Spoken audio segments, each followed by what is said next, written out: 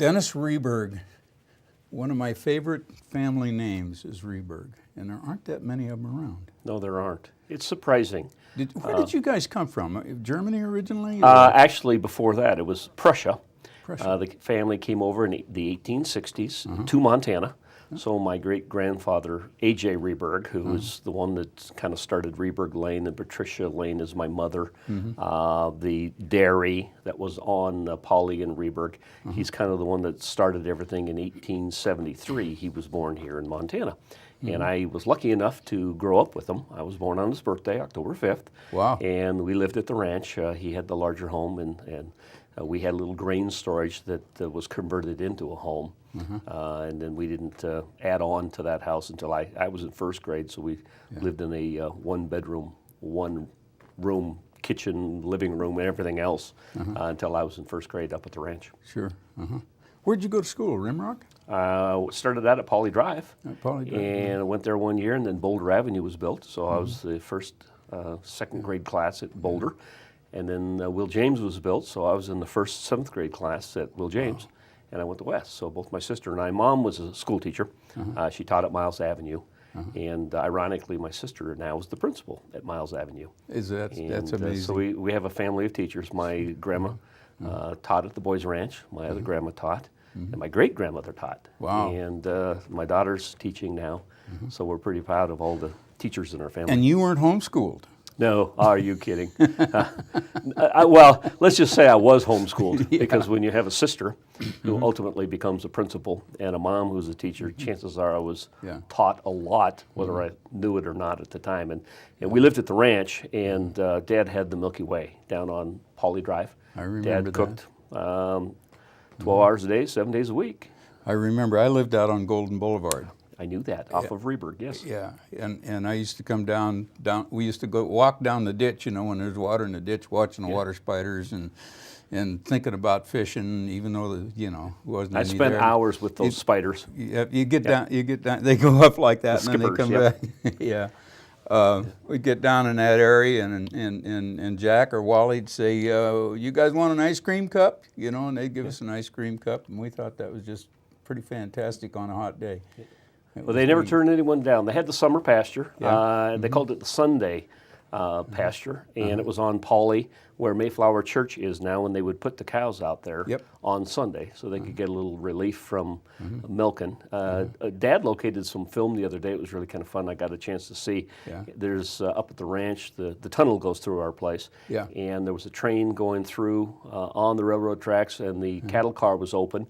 And my Uncle Wally was waving out the window. I guess they used to take their dairy cows and show them at fairs. No, and we'd get paid if they won ribbons.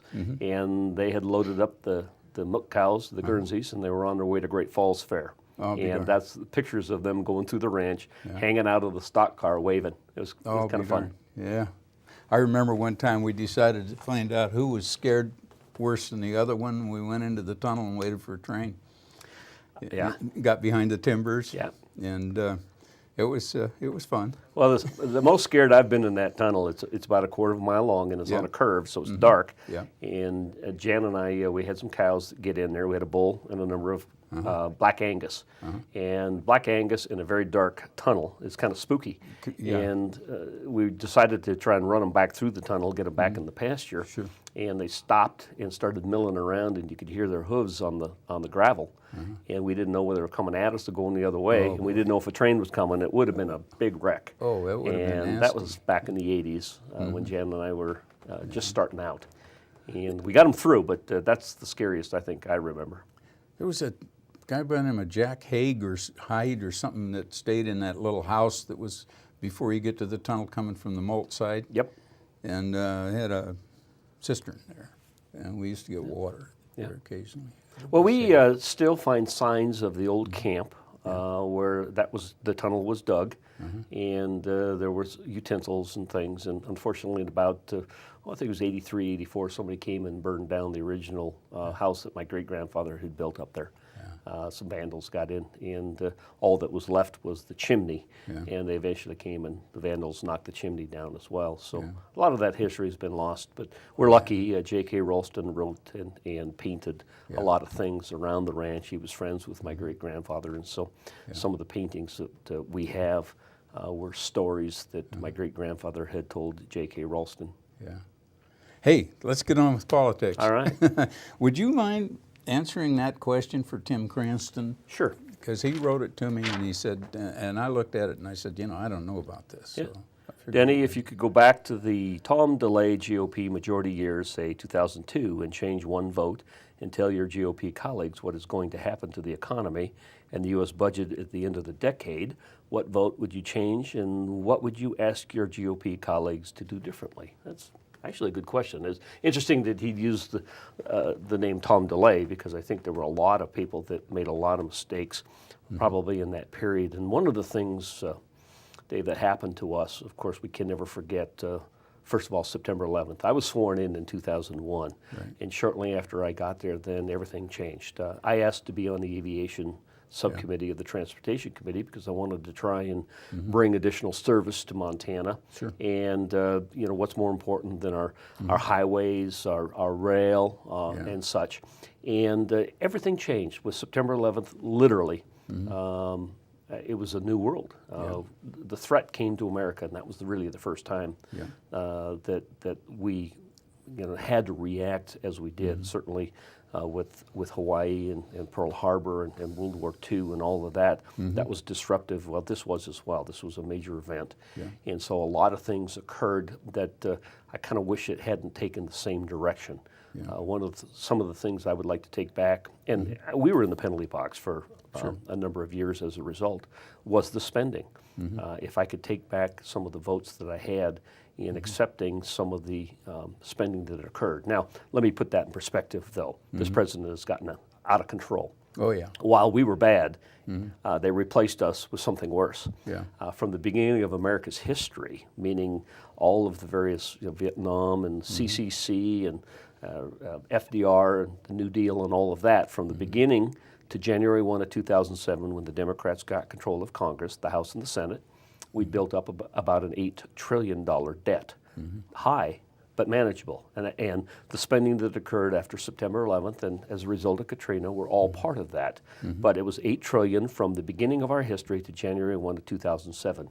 From the beginning of January of 2007 to today, it's almost doubled. Yeah. That's the problem. Yeah. We cannot sustain the same level of expenditures that have occurred. And there's a clear contrast to philosophies. So when people say, why can't you all get along in Congress, part of the problem is the going along and getting along is what gave us a lot of the spending in the early 2001, 2, 3, 4, 5. We lost the majority as a result. And they doubled it. And the American public reacted. Kind of interesting, too, because people said to me, isn't it interesting, bipartisanship started this last year during the State of the Union when the Republicans and Democrats sat together on the House floor? I said, no, that's not true. Bipartisanship started on election night in 2010 when the majority changed in the House, because now we're invited to the table. Over a course of 3 spending issues, the stimulus, which was $1 trillion of failed spending, 2 budgets, and the beginning of the president's health care reform. That was around $3 trillion worth of new spending that was not paid for.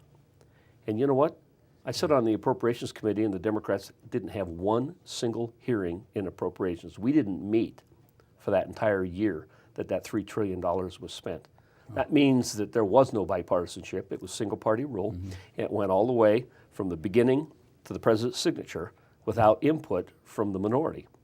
So if I had something to do all over again, I would toot the trumpet and tell everybody I can that we have to address the spending issue in this country. I had some thoughts this morning. A lot of people say, oh, we're done for. I mean, we've got all this stuff going on, and they're tearing down the parks, and they're doing, and the poor people, and blah, blah, blah, blah, blah. And all of a sudden, it just dawned on me, that's hogwash. It is. This country is nowhere near dropping out of its leadership in the world. Nowhere near. America has an amazing ability to right itself if the government would get out of the way. Yep. And you might remember back about 2-3 weeks ago, as the Occupy Wall Street was coming to a head, I organized rallies all over the state called Liberate Main Street. Yeah. And clearly, theirs is a protest. Ours is looking to the future. If we would recognize that our small businesses in America are what's going to save us. It's just amazing what they can do.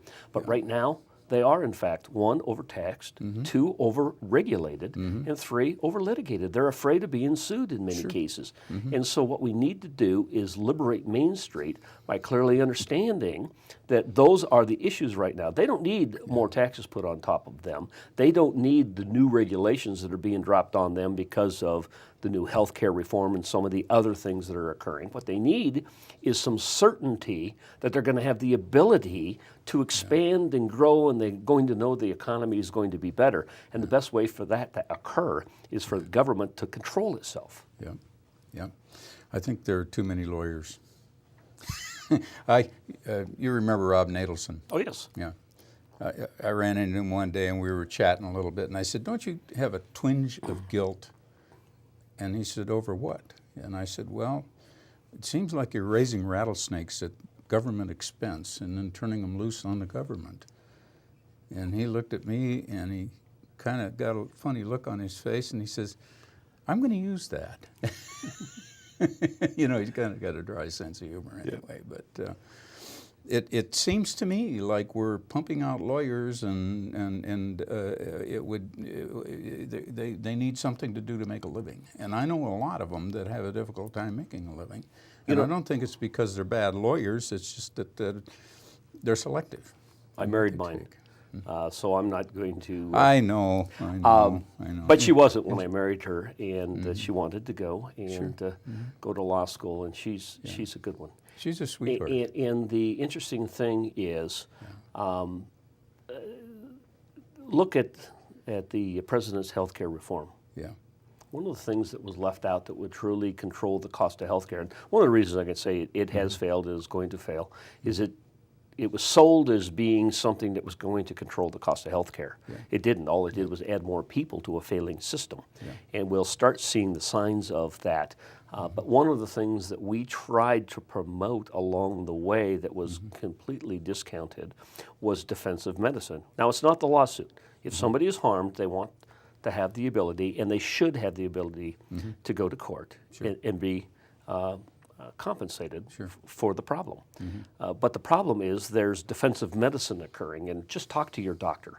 Talk to your hospital administrator or the board members of your local hospital all over the state of Montana or the country, and they will tell you that defensive medicine does occur. And it's the fear of the lawsuit that they've got so much money tied up in their education and in their student loans, and the fear is sometimes then causes them to not do one X-ray, but 2 and 3. Not use one procedure, but do 2 or 3. Yeah. And so it's not the lawsuit itself and the loss of a lawsuit that scares them. It's the fear, and that's defensive medicine, and that was entirely left out of the president's health care reform. And so that showed us right there that they weren't particularly interested or concerned about the cost of health care. They were more interested in trying to get more people under a government-run health care system.